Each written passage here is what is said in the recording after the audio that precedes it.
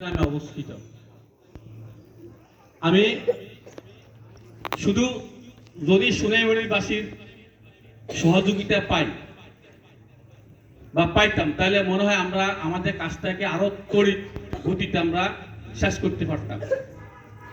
যা হোক, ধন্যবাদ আজকে আমাদের অনুষ্ঠানের মধ্যমণি জনাব মুস্তাফিজ সাহেবকে, যে উনি উদ্যোগ নিয়ে আমাদের এই ঝিমু এবং আমাদের এই ঝিমানু জিনিসটাকে আবার জাগ্রত করার জন্য।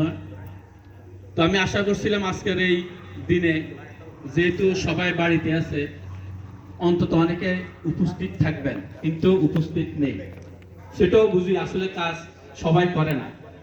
কাজ আমাদেরকে, আমরা যে কয়জন আমরা আছি, আমাদের ভিতরে আগ্রহ আছে বা করার ইচ্ছা আছে, আমরাই কাজ করতে হবে।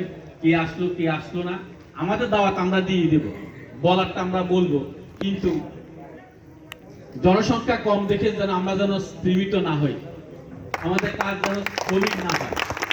ইনশাআল্লাহ ঘোষণা করা হয়েছে 21শে ডিসেম্বর আমাদের অনুষ্ঠান হবে। আল্লাহ যদি সব দিক ভালো রাখে ইনশাআল্লাহ আমাদের অনুষ্ঠান হবে।